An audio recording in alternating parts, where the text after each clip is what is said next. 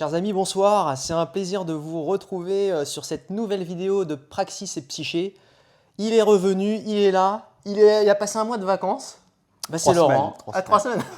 D'accord, ok. Quand même. Ça va, ça s'est bien passé? Oui, oui, très bien. Enfin, 3 semaines et demie, t'as raison. Allez, j'ai un Ah, petit c'était peu. presque un mois, hein. Oui, c'était presque un Enfin, mois. C'était presque un mois. je crois que j'avais fait une vidéo début août. Ouais, Et voilà, bah, c'est voilà, ça. donc Donc, on arrive fin août. Voilà. Bah oui, oui, bah, c'était bien. C'était bien reposant. ouais, t'as pris des couleurs en tout cas. Ouais, j'ai pris le soleil de Bretagne. Limite, je suis envieux, tu vois. Ah, bah oui, bah oui. Non, bah, bientôt ton tour. Hein. Ouais, ça va me faire du bien. Bon, en tout cas, ça me fait plaisir de te retrouver, Bah, moi Laurent, aussi. après Moi cette, aussi. cette pause, mais c'est aussi important de faire des pauses, hein. Je Bah oui, pense que c'est bien. faut pas hésiter à souffler un petit peu. Ouais, recharger les batteries. Et puis, Ouais, pour revenir plus fort. tout à fait. Et on est heureux de vous retrouver aussi, chers amis, puisque là, c'est notre 11e vidéo. Donc, on commence à faire un petit chemin tous ensemble et on va continuer pour parler de nombreux sujets, aussi bien sur la praxis hein, que sur la psyché. D'ailleurs, Hein. là, ça va être plus praxis. Là. Ça va être plus praxis. C'est vrai Encore que que ça a toujours un lien avec la ah psyché bah aussi. j'ai trouvé quelques liens avec la Ah, psyché. bah, bien sûr. Et c'est vrai que là, il y a eu 3 vidéos, on va dire en solo, où on a plutôt parlé psyché. Et là, on va revenir sur la praxis essentiellement avec Laurent. Pourquoi essentiellement la praxis? Puisque aujourd'hui, avec Laurent, on souhaite aborder le sujet de la nature et plus précisément les influences mutuelles entre la nature et l'homme. En gros, qu'apporte la nature à l'homme et en quoi la transformer le transforme en retour. Alors c'est vrai qu'on a un peu réfléchi par rapport au titre de cette vidéo, puisqu'on hésitait entre la nature travaillée par l'homme, la relation homme-nature. Bah, finalement, on a choisi la relation homme-nature. Je pense que ça englobe mieux hein, Bah, bah, après, oui, voilà, on peut aborder le sujet un peu de différentes façons. Mais on peut aussi l'introduire de cette manière-là. On dit que la nature nie l'homme, et puis l'homme la nie en retour. Donc il y a une double négation. Parce que il y a le fameux mythe de Prométhée, mais ça, qu'on verra plus tard. Hein. Tout à fait. Mais c'est vrai qu'il y a d'abord une négation de l'homme par la nature. Et puis en retour, bah, l'homme qui répond à la nature en la niant aussi à son tour, en la travaillant justement. Voilà, Donc voilà, c'est cette ouais. relation-là qu'on va essayer d'aborder Exactement, et dans la on aurait vidéo. pu aussi nommer cette vidéo Nature et négation de la nature, par Oh, exemple. par Voilà, exemple, voilà, mais bon. c'est Mais c'est ça. vrai qu'on va C'est ça. parler de beaucoup de choses aujourd'hui et aussi pour les 2 prochaines vidéos, puisque en fait, nous souhaitons traiter ce sujet vaste sur 3 vidéos afin de rendre notre analyse pas trop lourde. Puisque vous nous avez d'ailleurs fait quelques retours sur nos vidéos et on vous en remercie. Interminable.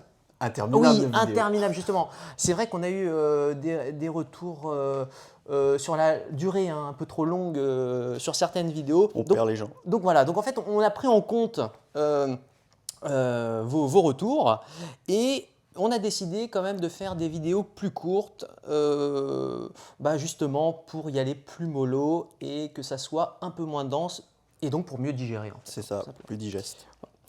Bah écoute Laurent, moi ce que je te propose c'est déjà de nous présenter un peu le plan De cette voilà, mini-série. de cette mini-série et particulièrement de cette première vidéo. Très bien. Bah vas-y, je te laisse présenter. Alors, dans cette donc, première partie de cette mini-série aujourd'hui, on va insister beaucoup sur la volonté de l'homme de vouloir avancer, de se projeter dans le futur. Et on va voir que l'homme, en fait, est cet animal particulier qui est prêt à sacrifier un présent qui est déjà sécurisé, qui est déjà assuré, pour avoir toujours un futur meilleur. Il vise toujours plus haut. C'est ça, on peut caractériser l'homme de cette façon-là. Et on va essayer de le voir là, dans cette première vidéo. Et puis, on va utiliser du coup, dès cette première vidéo, on va utiliser comme fil conducteur une lettre de Hölderlin, donc qui est un poète allemand que je vais présenter plus tard. Et dans la deuxième et la troisième vidéo, on verra, on va repartir toujours en suivant la lettre de Hölderlin. On va aller vers Rousseau, on va aller vers Hegel, et on va aborder aussi l'idée de planification, le tabou qu'il y a derrière ce mot-là, parce que depuis la chute du bloc soviétique, le mot planification est un peu tabou. Donc, peut-être réhabiliter ce mot-là dans le champ politique, parce que justement, si on veut, si on comprend que l'homme, on prend conscience que l'homme Lui, ce qu'il veut, c'est avancer et s'émanciper et se libérer constamment et sortir de la nécessité. Et ben, il serait peut-être temps de, ensemble, en tant que sujet collectif, nous tous, en s'appuyant sur la volonté générale, dans un cadre rationnel et démocratique, et ben, qu'on s'y mette pour mettre en œuvre justement ce projet d'émancipation ensemble. Donc voilà, et peut-être essayer d'éviter ce totalitarisme du marché complètement chaotique, et puis qui nous fout droit dans le mur, quoi. Bon. Ouais, qui nous Là, individualise en fait. voilà, et qui nous atomise, Qui nous atomise, et qui exactement. abîme Tout le à fait. corps social. Ouais. Donc voilà. Donc en gros, donc quand même, il y a un lien aussi avec la psyché, en fait. Comme on Oui. disait, hein, voilà, Ouais. tout ça, voilà. Donc, allez, et donc je parlais de cette volonté de l'homme de se libérer. Et je vais commencer donc, du coup, pour introduire cette volonté de l'homme, par un petit passage de Michel Kouskar qui explique bien de quoi on parle quand on parle de liberté et qu'est-ce qu'on entend par liberté. Donc, parce que l'homme cherche la liberté, il cherche à se libérer, et qu'il ne faut pas confondre avec la liberté du renard dans le poulailler, n'est-ce pas? Ok, Parce que, ouais. voilà, je reviens à ça, c'est se libérer en tant que sujet collectif. C'est ensemble qu'on se libère, c'est pas je me libère au détriment de l'autre. Donc, c'est parti. Deux conceptions de la liberté. Celle du rationalisme. Descartes, Spinoza, Leibniz, Rousseau, Kant, Hegel, Marx. Être libre, c'est connaître ses déterminations pour les maîtriser. Celle de l'irrationalisme libéral et libertaire. Être libre, c'est contourner ses déterminations pour leur échapper. Belle nuance quand même. Ben voilà. Ouais. Mais cela, alors, dans la mesure où les autres les assument. Cette dernière condition, le libéralisme libertaire se donne la suprême liberté de ne pas la dire et même de ne pas la savoir. Donc là, on revient à l'inconscient aussi. Michel Kouskar, critique du libéralisme libertaire. Donc voilà, bien comprendre que quand je parle de cette volonté chez l'homme de s'émanciper et de sortir de la nécessité, d'accord, mais alors, il faut se donner les moyens de le faire. Et si ces moyens-là passent forcément par le collectif. Sinon, ça va être l'anarchie et ça va être la loi du plus fort, et les uns vont écraser les autres. Voilà. Le Donc, loup. et on en arrive à le loup dans la bergerie ou le renard dans le poulailler. Donc voilà, je voulais commencer par ce petit passage de Kouskar qui explique bien que voilà, il y a deux manières de concevoir la liberté. C'est la liberté du plus fort, ou c'est la liberté en tant que sujet collectif qui, ensemble, prend le problème à bras-le-corps et en s'appuyant sur la volonté générale et dans un cadre démocratique, essaie de mettre en place la cité de demain qui sera celle de l'émancipation, quoi. Voilà. Très bien, Laurent. Bah, écoute, merci beaucoup pour cette introduction claire et pertinente, hein, surtout avec ce passage de Michel Kouskar. J'espère. Et bah, écoute, moi, ce que je te propose, c'est de commencer Pas présenté. avec une lettre de Hölderlin, hein, pour tenter de creuser justement cette thématique de la nature et de l'homme, hein, de façon sereine. Et juste avant de lire la lettre ou l'extrait de lettre. Petite Est-ce que Laurent, présentation. tu peux nous présenter brièvement en quelques mots Friedrich Hölderlin, s'il te Alors, plaît. Friedrich Hölderlin est né en 1770. Ouais. Donc, c'est pas une date anodine parce que c'est quand même. Ça veut dire quand même que c'est quelqu'un qui a 19 ans au moment de la prise de la Bastille.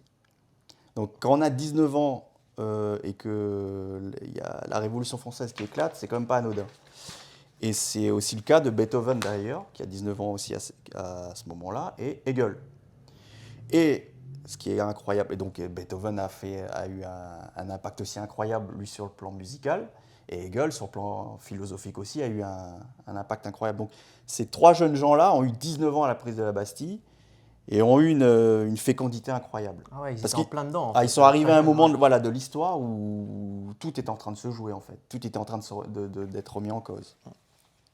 Et au passage aussi, Bonaparte, lui, il avait 20 ans. Donc il avait Ok. un an de plus. Donc Bonaparte aussi, lui, quand ça éclate, il arrive comme ça avec toute sa jeunesse, toute sa fougue. Il arrive au bon moment, lui aussi. Et on voit bien, Bonaparte a pris son chemin, Beethoven a pris son chemin, Hölderlin le sien, et puis Hegel aussi. Donc déjà, voilà, il arrive à un moment clé de l'histoire, ce poète allemand. Après, ce qu'il y a noté aussi chez lui, c'est qu'il a fréquenté les deux grands représentants de ce qu'on appelle l'idéalisme allemand, donc qui est un courant philosophique, mais pas que philosophique, puisqu'on peut même intégrer Hölderlin aussi dans ce courant-là. et qui lui est plutôt poète, mais il y avait des aspects philosophiques aussi dans l'œuvre de Hölderlin. Et donc il était très proche, dans sa jeunesse notamment, de Hegel et de Schelling. Et il y a souvent un troisième représentant aussi qu'on nomme quand on parle de l'idéalisme allemand, c'est Fichte, qui lui est plus vieux que Schelling et Hegel et Hölderlin. D'ailleurs, pour ceux que ça intéresse, Dominique Pagani conseille vivement la lecture de la correspondance entre Hegel, Hölderlin et Schelling pendant cette période-là justement où ils étaient en train de se fréquenter, parce que c'est riche en enseignements. Et justement, c'est fertile. Voilà, ces trois jeunes gens qui se posent des questions en pleine Révolution française. C'est génial. Ouais. Et avec la vision allemande. C'est-à-dire qu'eux, ils sont allemands. Donc très intéressant de voir ces petits jeunes gens-là. Alors l'un qui va se consacrer à la poésie et les deux autres à la philosophie, et qui sont imprégnés de la Révolution française et de Kant aussi. Donc intéressant. Donc pour ceux qui voudraient se lancer, la correspondance vaut le coup. Et elle est disponible chez Gallimard. Et donc voilà, donc c'est pour ça que je vous dis, quand on voit que cet homme-là, ce poète, il est imprégné de Kant, imprégné de la Révolution française, imprégné des conversations, des discussions qu'il a avec Schelling et Hegel. Donc il a un contenu dans son œuvre qui est très très dense, très très riche. Donc c'est pour ça que je pense que c'est intéressant de partir de cette lettre de Hölderlin, parce que je pense qu'on peut après développer à partir de ces extraits-là, partir sur Hegel, partir sur Marx, partir sur Kluskar, partir sur la praxis, sur la psyché. On peut faire beaucoup de choses. C'est une bonne base en fait. C'est une bonne base, voilà. Ouais. Je pense que là, on est sur un fil conducteur qui tient la route, quoi. Voilà. Après, ce que je peux te dire aussi, c'est que de Hölderlin, on peut quand même le signaler, Dominique Pagani essaie de l'arracher à Heidegger, parce que Heidegger aussi, dans son travail philosophique, s'appuie beaucoup sur Hölderlin. Et donc, Dominique Pagani dit souvent qu'il y a deux Allemagnes, il y a la bonne et la mauvaise Allemagne. Et lui, il essaie justement d'arracher Hölderlin à Heidegger, parce que lui, il considère qu'Heidegger, c'est la mauvaise Allemagne, qui s'est vautrée dans l'irrationalisme et dans le rejet de la technique, notamment, et pour ne pas dire même le nazisme aussi, hein, pour le cas d'Heidegger. Et lui, il voudrait plutôt ramener Hölderlin vers la pensée révolutionnaire et progressiste. Donc, le signaler aussi. Et puis voilà, on est parti. Hein. Je pense que maintenant, Hölderlin, on l'a à peu près on a présenté. Mis le contexte, on a présenté Hölderlin. Eh bien, allons-y. Je suis hostile à l'égoïsme, au despotisme, à la misanthropie, mais je m'attache de plus en plus aux hommes, car je reconnais dans les petits comme dans les grands côtés de leur activité et de leur caractère un seul et même caractère originel, un seul et même destin. Alors c'est lequel ?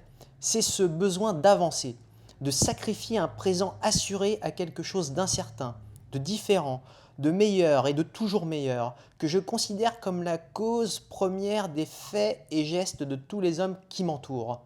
Et là, en fait, ça rejoint déjà alors, la sous-partie qu'on avait nommée « L'homme, cet éternel insatisfait ». Voilà, c'est ça. Parce que oui, voilà, notre première vidéo, on va dire, en gros, voilà, c'est dans le sous-titre Relation homme-nature. Il y a un sous-titre qu'on peut dire pour cette vidéo-là, c'est l'homme, enfin, il y a un sous-chapitre, on va dire, voilà, l'homme, cet éternel insatisfait. Et là, on le voit bien. On le voit bien, exactement. Voilà.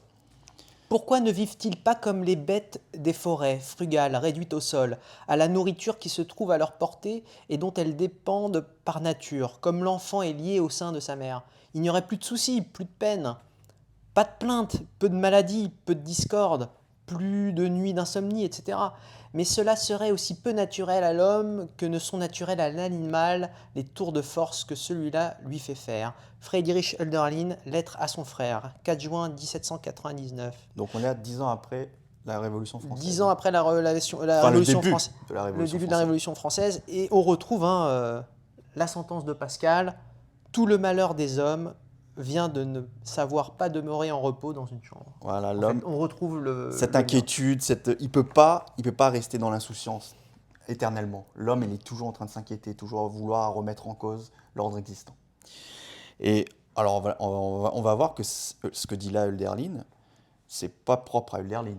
On va voir que même Rousseau commence déjà aussi. Alors voilà, parce qu'il y a l'imagerie. Certains vont nous dire que Rousseau est naturaliste et misanthrope. Eh ben, on va voir là un autre passage de Rousseau, je pense, qui fait écho à ce qu'on vient de lire là avec Hölderlin. Quel être ici-bas, hors l'homme, sait observer tous les autres, mesurer, calculer, prévoir leurs mouvements, leurs effets, et joindre, pour ainsi dire, le sentiment de l'existence commune à celui de son existence individuelle. Qu'y a-t-il de si ridicule à penser que tout est fait pour moi, si je suis le seul qui sache tout rapporter à lui? Il est donc vrai que l'homme est le roi de la terre qu'il habite, car non seulement il dompte tous les animaux, non seulement il dispose des éléments par son industrie, mais lui seul sur la terre en sait disposer. Et il s'approprie encore par la contemplation les astres mêmes dont il ne peut approcher. Qu'on me montre un autre animal sur la terre qui sache faire usage du feu et qui sache admirer le soleil. Là, on voit Praxis et Psyché faire usage du feu et admirer comme un poète, comme la dimension esthétique, poétique d'un coucher de soleil. Et user du feu, user comme un forgeron. Donc là c'est magnifique. Là, on voit bien, là, il y a bien la double composante avec Rousseau. Transformation et aussi Mais impact sur la psyché. Sur la psyché, ouais. Et là, il dit bien que c'est l'homme de la praxis et de la... L'homme, c'est l'animal de la praxis et de la psyché par excellence. Donc je répète, hein, qu'on me montre un autre animal sur la terre qui sache faire usage du feu et qui sache admirer le soleil. C'est profond, hein, cette phrase-là est magnifique. Elle résume le mot praxis et psyché pour moi. Quoi? Je puis observer, connaître les êtres et leurs rapports. Je puis sentir ce que c'est qu'ordre, beauté, vertu. Je puis contempler l'univers, m'élever à la main qui le gouverne. Je puis aimer le bien, le faire, et je me comparerai aux bêtes. Et là, on voit bien que lui, il arrache l'homme à l'animalité. Il se contente pas il ne réduit pas l'homme à l'animalité. Âme abjecte, c'est ta triste philosophie qui te rend semblable à elle. Là, il s'attaque aux philosophes naturalistes qui ont tendance à vouloir réduire l'homme à sa biologie, à son état, à sa condition d'animal. Ou plutôt, tu veux en vain t'avilir. Ton génie dépose contre tes principes. Ton cœur bienfaisant dément ta doctrine. Et l'abus même de tes facultés prouve leur excellence en dépit de toi. Donc là, il s'adresse à ces philosophes qui voudraient dire que l'homme est un mammifère comme les autres. Pour moi, qui n'ai point de système à soutenir, moi, homme simple et vrai, que la fureur d'aucun parti n'entraîne et qui n'aspire point à l'honneur d'être chef de secte, content de la place où Dieu m'a mis, je ne vois rien après lui de meilleur que mon espèce. Donc là, c'est vraiment une déclaration d'amour à l'humanité, au genre humain. Et si j'avais à choisir ma place dans l'ordre des êtres, que pourrais-je choisir de plus que d'être homme? Jean-Jacques Rousseau, Émile Oudeux, l'éducation. Donc là, quand même, pour un misanthrope, et aujourd'hui, comment on vit dans le règne des partis animalistes, il y a quand même un certain ressentiment contre l'homme actuellement qu'on vit encore en 2022. Là, ça fait bizarre de lire ça, voilà, de voir Hölderlin qui dit qu'il se bat contre la misanthropie, comme là, Rousseau, il dit clairement... Mais ouais, magnifique passage voilà, de Rousseau hein, qui clairement illustre son amour pour l'homme, quoi. Voilà, exactement. Et je pense que c'est important de le souligner, ça, Laurent. Ben voilà, en ces temps troubles. Surtout en ces temps troubles, et même on n'a pas forcément... certains n'ont pas forcément cette image de Jean-Jacques Rousseau. En plus, voilà. Alors voilà, c'est bien de repositionner. Exactement. Donc voilà, pour quelqu'un qui est misanthrope, et encore une fois, il a eu des problèmes, il a traversé il a eu des échecs, des déconvenus, qui ont amené des réflexions très amères sur l'homme, bien sûr. Mais il a écrit Contrat social, il a écrit Émile. On ne peut pas faire comme si ça n'existait pas. Donc c'est quand même quelqu'un qui a essayé de déclarer sa flamme à l'humanité et a essayé de construire un monde meilleur. Donc, voilà. Et dans les rêveries du promeneur solitaire, même là, en fait, il continue à montrer qu'il aime l'homme. Voilà, c'est ça. En fait, même il repositionne bien les choses. Bien en sûr. fait, il clarifie bien les choses. Et c'est vraiment un philosophe à lire, quoi. Ah oui, oui. Ouais. Et comme dit souvent Dominique Pagani, Rousseau ne critique pas la société. Rousseau critique une certaine société, la société où règne la servitude et la domination. Il faut bien nuancer ça. Ce n'est pas un rejet en bloc de la société chez Rousseau. C'est quelqu'un qui rejette cette société. Et il la montre du doigt. Il y a justement la phrase de Rousseau, alors je ne l'ai plus en tête, mais quand il dit qu'on est pire qu'un animal. Voilà, quand on passe de l'état de nature à l'état civil et qu'après on peut abuser. C'est ça le problème, c'est que normalement on devrait chérir ce mouvement-là qui consiste à aller de l'état de nature. On est encore dans ce thème-là, l'état de nature à l'état civil. Et il dit bien que normalement c'est tout bénef. Et il dit bien que malheureusement, et là on en arrive à ce que je disais, le renard dans le poulailler, quand on en arrive à s'arracher de la nature pour aller à l'état civil, mais qu'après on en abuse et que certains instrumentalisent C'est ça. les bienfaits de la civilisation à leur propre profit et au détriment des autres, là, C'est pire on qu'un est en dessous. animal. Et Exactement. là, Rousseau est terrible, il est implacable, on se met en dessous de l'animal. Ouais. Bien, merci de... En fait, justement, c'est cette phrase que je. Oui, mais tu as bien raison, là. Ouais, Elle est ouais, très importante, cette oui, phrase. oui, ouais. Voilà. Et c'est là où il dénonce du coup la société, Rousseau. C'est là où il dit, attention, vous êtes en train de réintroduire le rapport de force dans la cité. Or, normalement, on s'est extrait de la nature justement pour éviter le rapport de force. Et là, vous êtes en train de le réintroduire dans la cité. Et ça, c'est se mettre en dessous de l'animal, parce que vous le faites en conscience. Ouais. Alors qu'on est censé sortir Voilà, de là. on est en plein dedans. Et là, on c'est- patauge là-dedans. Ouais. Voilà. Merci pour cette Ouais, intervention. non, mais c'est un plaisir. Alors moi, ce que je te propose là, c'est qu'on enchaîne un petit peu avec Balzac. Allez, moi, Balzac, de toute Allez, façon. toi t'aimes bien. Ah ouais, moi c'est- aussi j'aime bien. Donc, Moi, j'adore Balzac. ouais, super.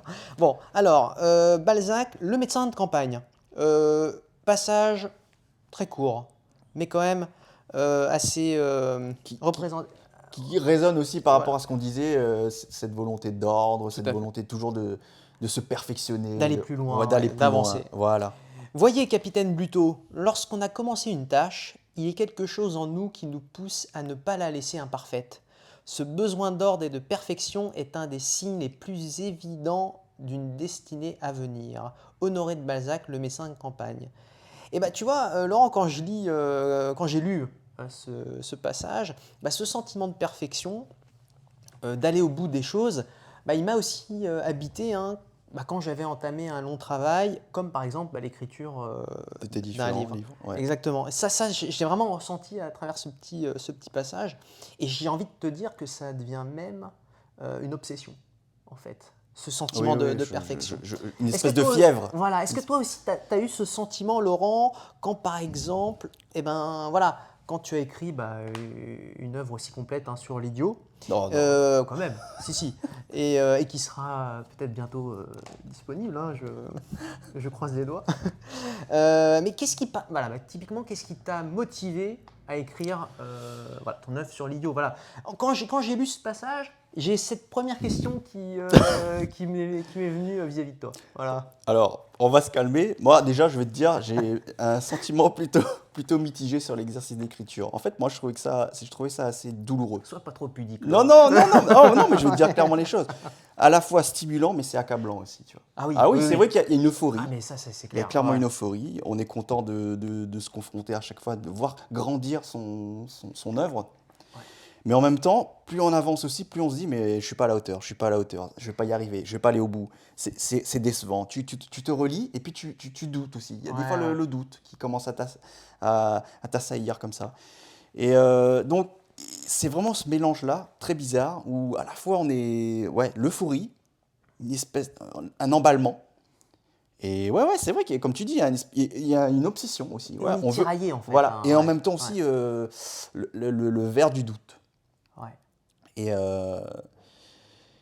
Et pour ce qui est de savoir pourquoi je me suis mis à écrire ce petit papier, pour moi c'est un petit papier, c'est Non, ce franchement, petit laïus sur peux- l'idiot. Je peux pas te laisser dire. Non, mais en tout cas, Non. ce petit papier sur l'idiot, c'est toi. Hein. Parce que moi, tout ce que j'ai dans la tête là, que j'ai essayé de mettre sur ce papier là avec l'idiot, ça fait longtemps que j'en discute avec les gens autour de moi.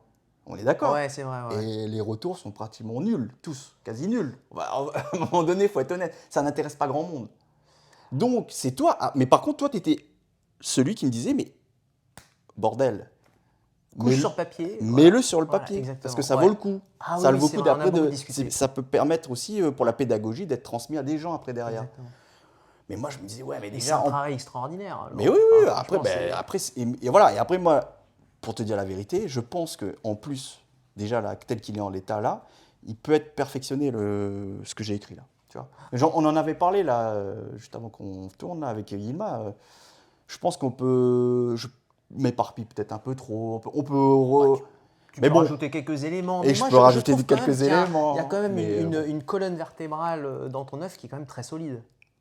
Oui, oui. Tu Non, vois, mais, il y a quand non, mais même, je suis d'accord. Non, mais je suis d'accord qu'il y a voilà, des choses à creuser. et tu sais, un livre, on peut toujours Oui, le bah c'est ça. perfectionner. À un moment donné, Non, mais c'est vrai. faut savoir Oui, il faut mettre un dire, point final et après passer à un exactement, et autre et ainsi passer de à suite. autre chose, ouais, Voilà. bien sûr. Comme là, Mais mais alors, c'est ce que j'allais dire aussi, c'est que quelque part, ces vidéos-là, c'est aussi le prolongement de ça, de cette ouais, c'est démarche-là. vrai, ouais, je suis d'accord. Et Ouais. même, c'est peut-être un projet, on verra, mais de filmer quelque part tout Bien ce que j'ai sûr. établi dans le papier sur l'idiot, en fait.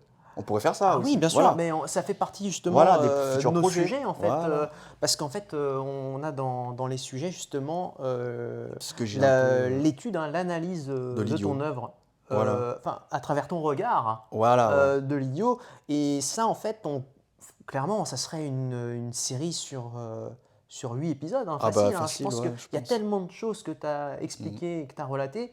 Je pense que ça serait vraiment intéressant de le partager à nos amis, quoi. Enfin, Donc c'est voilà. voilà. Donc je te Mais renvoie le compliment.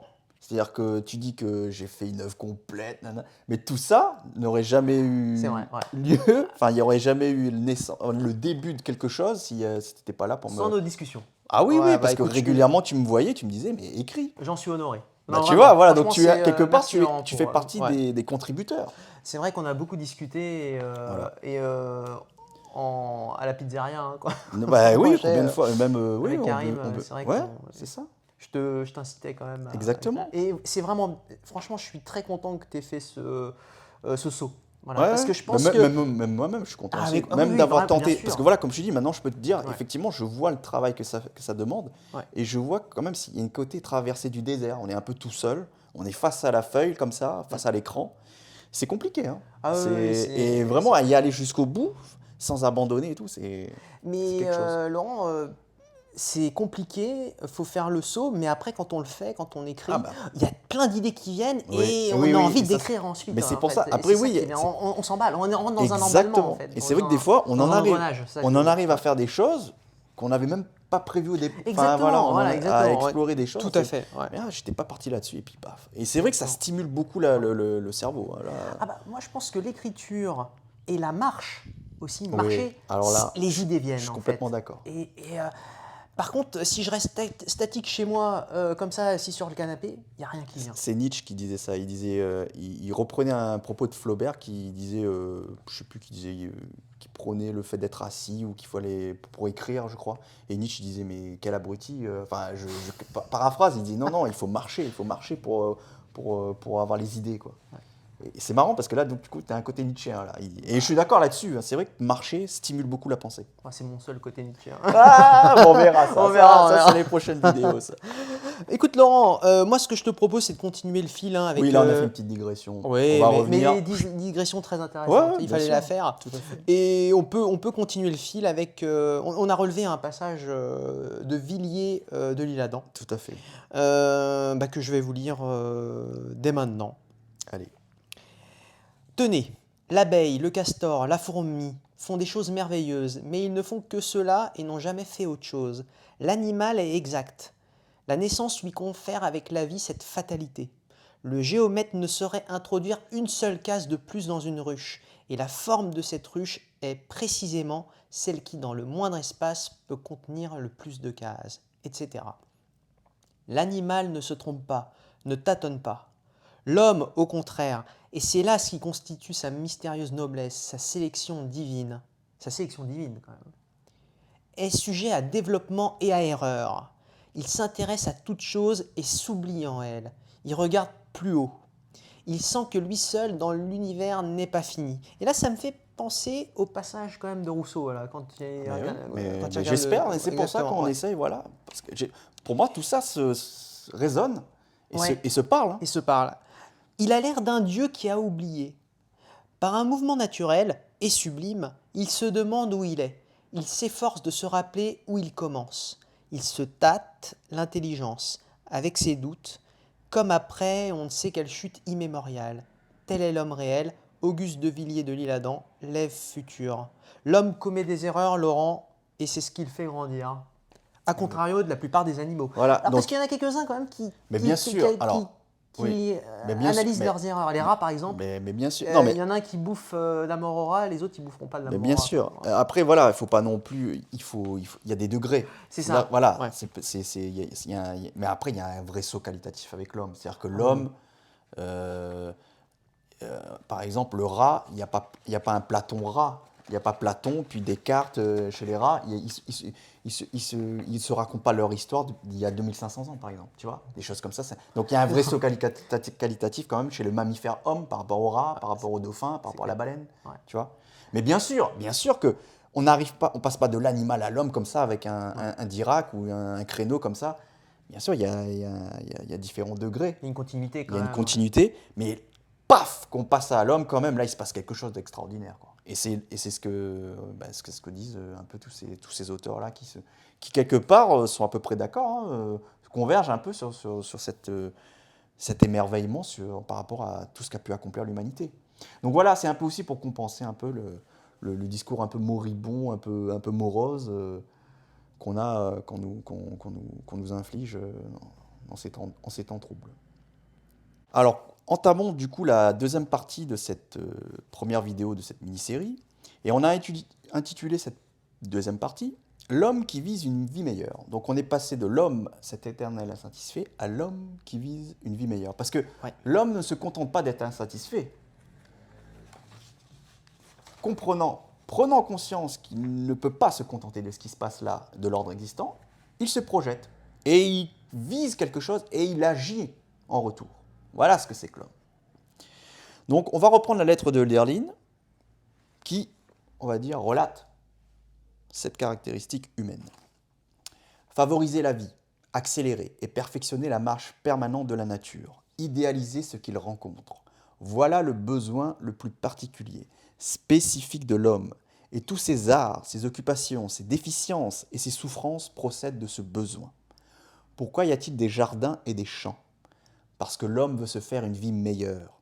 Pourquoi le commerce, la navigation, les villes, les États avec leur tumulte, leurs bons et leurs mauvais côtés? Parce que l'homme veut se faire une vie meilleure. Pourquoi les sciences, les arts, une religion? Parce que l'homme veut se faire une vie meilleure. Même lorsqu'ils s'acharnent à se détruire mutuellement, c'est encore parce qu'ils ne peuvent se contenter du présent, parce qu'ils veulent le transformer. Et c'est ainsi qu'ils se précipitent prématurément au tombeau de la nature et qu'ils accélèrent la marche du monde. Donc, on est toujours dans cette lettre à son frère, 4 juin 1799. Et la question de Hölderlin, pourquoi y a-t-il des jardins et des champs, trouve un écho dans quelques mots d'un personnage de Malraux, qui d'ailleurs était On en passe, pleine guerre civile voilà, espagnole. donc là on Ouais. passe au XXe siècle, les années Ouais. 30, la guerre civile en Espagne. Alors qu'est-ce qu'écrit André Malraux dans Et qui, et l'Espoir? qui Ouais. il prête ça à un personnage, hein. C'est Un dans la bouche, personnage, c'est dans la bouche d'un personnage. voilà. Le principal ennemi de l'homme, messieurs, c'est la forêt. Elle est plus forte que nous, plus forte que la République, plus forte que la Révolution, plus forte que la guerre. Si l'homme cessait de lutter, en moins de 60 ans, la forêt recouvrirait l'Europe. Bon, on le voit d'ailleurs, on l'a vu avec Tchernobyl. Et la zone, Voilà, dès qu'on laisse, au bout de 20 ans, la nature reprend 15 le ans, dessus. c'était déjà... Exactement. la nature avait déjà repris sa domination. Alors là, il parle de la forêt. Elle serait ici, dans la rue, dans les maisons ouvertes, les branches par les fenêtres, les pianos dans les racines. Hé hé, messieurs, voilà. André Malraux, l'espoir. Voilà, Laurent, la nature qui reprend ses droits lorsque l'homme cesse son activité. Voilà, et donc du coup, c'est là qu'on en arrive à la distinction à établir entre le paysage, qui est le fruit d'un long travail de l'homme, sur plusieurs générations, sur la matière naturelle et la nature. C'est-à-dire que souvent, et parce que la nature, si on la distingue de l'homme et si on la distingue du paysage, c'est parce qu'elle ne doit rien à l'homme. On est bien d'accord. En général, quand on fait cette distinction homme-nature, ça veut dire que la nature, on la place en dehors de l'homme. Et souvent, on mélange un peu les deux mots. On utilise l'un pour l'autre. Quand on dit ah, la nature, c'est accueillant, ça fait du bien. Ouais. Et souvent, c'est pas dans la nature qu'on se réfugie. C'est souvent dans un paysage, dans un endroit qui a déjà été travaillé par l'homme, en fait. Donc, il faut faire attention à ça. C'est que là, on est en train de comprendre que la nature, elle nous renvoie plutôt à notre fragilité, à notre finitude et à notre précarité. Et ce qu'on appelle la nature, le décor vert, ce qui nous rassure, ce qui nous paraît accueillant et ce qui nous permet de nous régénérer, et c'est bien souvent des endroits, des environnements qui ont été travaillés en fait par Donc l'homme. là, on parle de paysage. Et là, on parlerait plutôt de D'accord.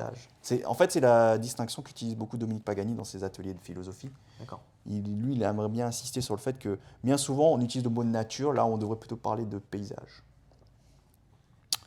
Et en fait, un beau passage qui, je pense, illustre bien cette distinction-là entre paysage et nature, que Dominique Pagani met vraiment en avant, et il incite vraiment son public à réfléchir là-dessus, sur cette dichotomie entre paysage et nature.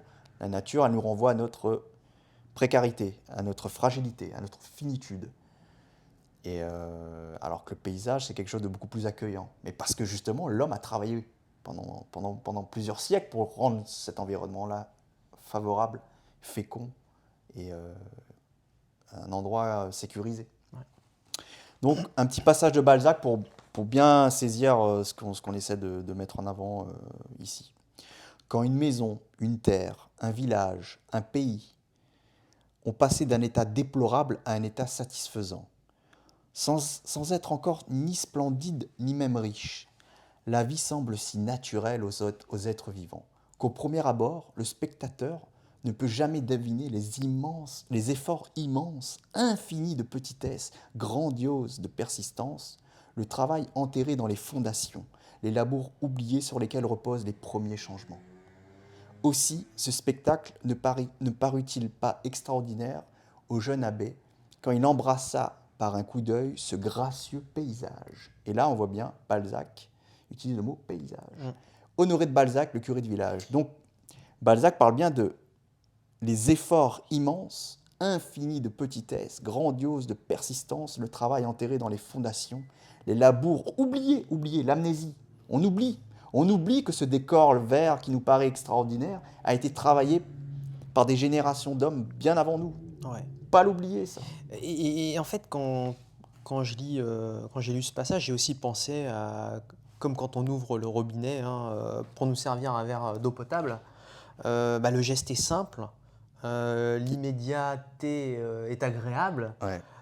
mais ça a été un travail pour mettre un réseau de canalisation, pour construire aussi des usines de traitement d'eau usée. Enfin, on n'y pense pas souvent en fait. Oui, l'eau chaude, l'eau courante, le traitement des eaux usées. C'est immédiat. Tous ces biens d'équipement, on en fait un usage comme ça magique. Il y a quelque chose de magique. Et inconsciemment, limite. Exactement, bien sûr. Et on croit que ça tombe du ciel. Et en fait, non, il ne faut jamais oublier que tout ça, même au fin fond de la campagne, quand on est dans une table, je sais pas, on va dans un camping, on va dans une table d'hôte, ou dans un gîte, ou dans un hôtel, où on est au fin fond de la nature, mais en fait, à chaque fois, il y a toujours la béquille de la civilisation, de la technique qui est toujours là. Il y a toujours un lit confortable, comme tu dis, la douche, voilà, c'est la bougie. Voilà, Parce qu'on va peut-être bientôt y revenir. Voilà. Mais il y a toujours l'empreinte de l'homme, elle est toujours là. Ouais. Et si on nous met vraiment strictement dans la nature, on ne fait pas les malins. On ne fait pas les malins. Si on commence à dire, voilà, on va te mettre dans la nature, toi. Tiens, tu fais le kéké, là, tu dis que la nature, c'est superbe. On te met dans la nature, et tout ce qui vient de la civilisation, on te l'enlève. Tu vas pas faire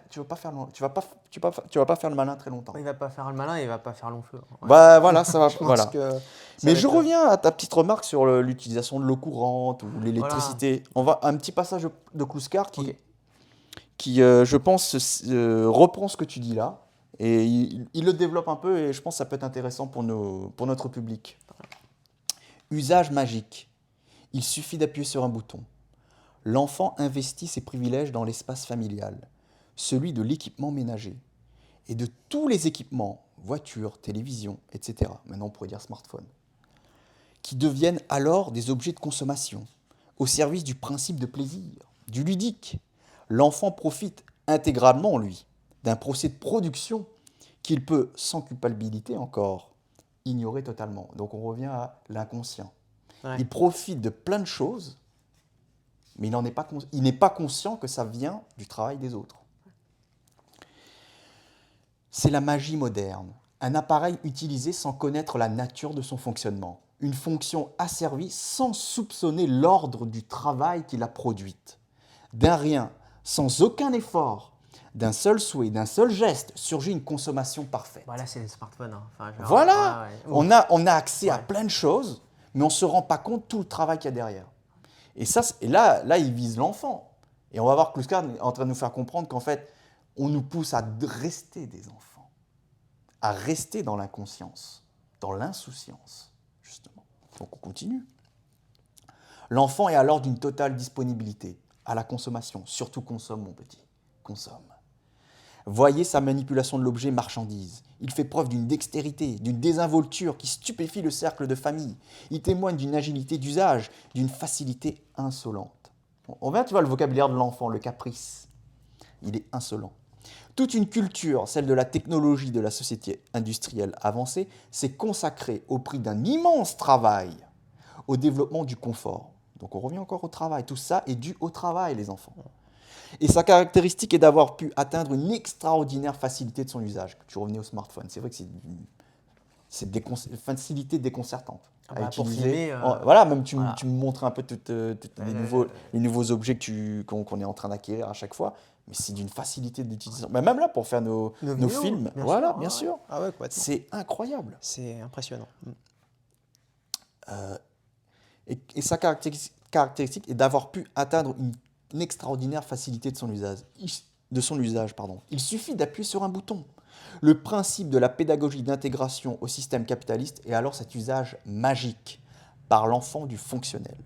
Et là, un peu plus loin, il dit encore, avec l'électricité, il suffit d'une pichenette. Geste magique alors de démiurge.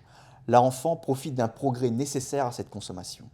La pédagogie du système consiste à maintenir cette ignorance et à exalter cette gratuité. Donc reste capricieux, reste dans ton ignorance de l'ordre de la production qui a pu te fournir tout ça. Reste dans la pure consommation. Mais aussi, parfaite. Reste en dehors de cette production, mais ou de la connaissance. Hein, De la conscience de ça. De la conscience, Voilà. voilà. Mais ce que je veux dire, c'est que mais là, il y a aussi l'aspect géographique. Cette production, elle est faite à l'autre bout du monde. Bien sûr. Là, bien sûr. Alors, bien sûr, mon ami. Là, il te parle de la société occidentale française, bien sûr. Oui. Ben oui, parce que heureusement qu'il y avait là, on est un peu, on va dire, dans le plan Marshall et un peu après, mais après mai 68, on avait les petites mains chinoises, les petites mains indiennes qui nous fournissaient bien sûr toutes ces belles marchandises. Bien sûr, tu as bien raison. Mais là, il parle de l'enfant français, là, de la société française. Mais là, l'enfant français, c'est l'adulte français aussi. Mais c'est ce qu'il va dire, Michel. Il te le dit à la fin, regarde, tu vas voir. Non, mince, j'ai spoilé. Non, voilà, il y a un petit spoil, mais voilà.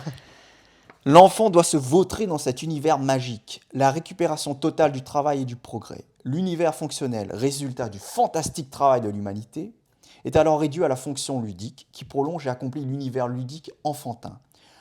Et là, la phrase très importante, le capitalisme veut que nous restions jeunes et que nous soyons comme des enfants. Restez des enfants, ne prenez pas conscience.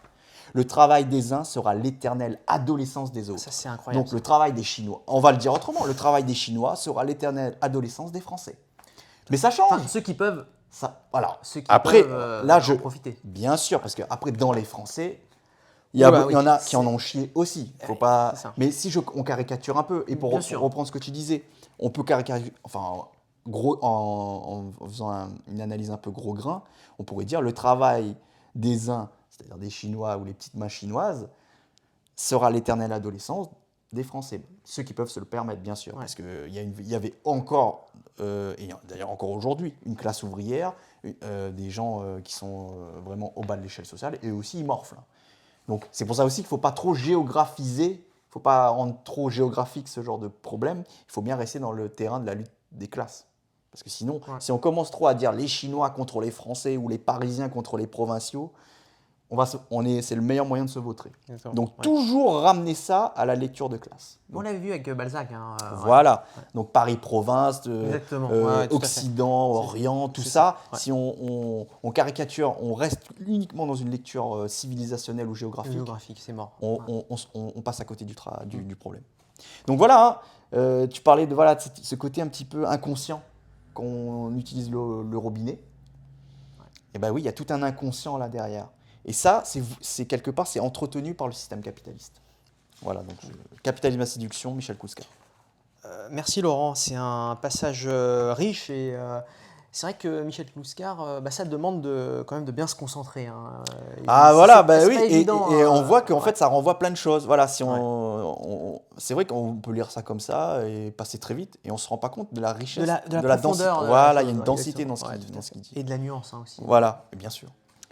Finissons, Laurent, le premier épisode, hein, de cette mini-série avec deux passages très courts d'Étienne Pivert de Sénancourt et de Charles Péguy, qui vont aussi, hein, dans le sens de Michel Kouskar.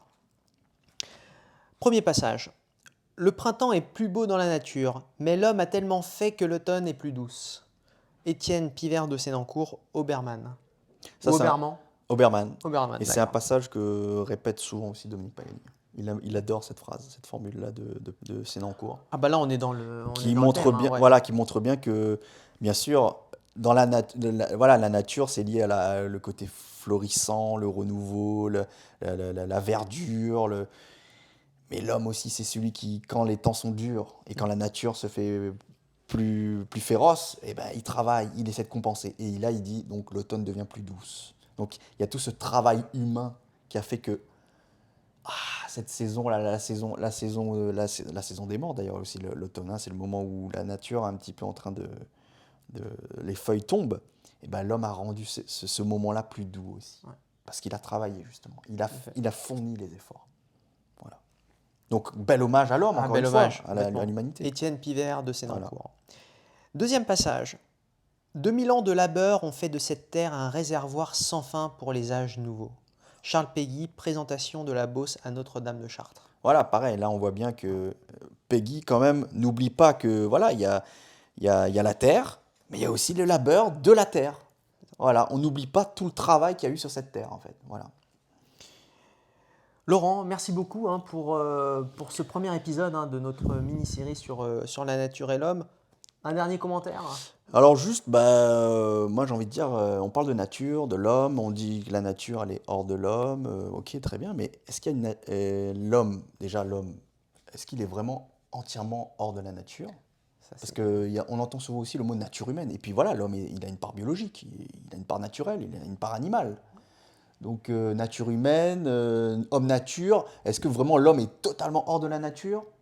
Donc voilà, bon, c'est des choses qu'il faudra. Voilà, l'homme est un mammifère, d'accord, et on en a un peu parlé là. Mais est-ce qu'on peut le réduire vraiment qu'à ça? Voilà, qu'est-ce que c'est que l'humanité vraiment? Voilà, qu'est-ce qui se fait que on passe de la nature à l'homme et bon, il faut encore, Ça soulève des questions. voilà, C'est des la questions nature ouvertes. humaine notamment, voilà, La la nature nature humaine, humaine, qu'est-ce que ça veut exactement. dire ça? Ouais. En tout cas, voilà, ça ouvre des pistes, ça ouvre des sujets. Et la prochaine fois, hein, nous reprendrons la lettre de Hölderlin et aussi les écrits de Jean-Jacques Rousseau, hein, pour débuter notre deuxième épisode et continuer notre analyse sur le sujet. Merci Laurent, hein, pour Merci à tes toi. apports. Chers amis, prenez soin de vous et on vous dit à très bientôt. Salut! Au revoir.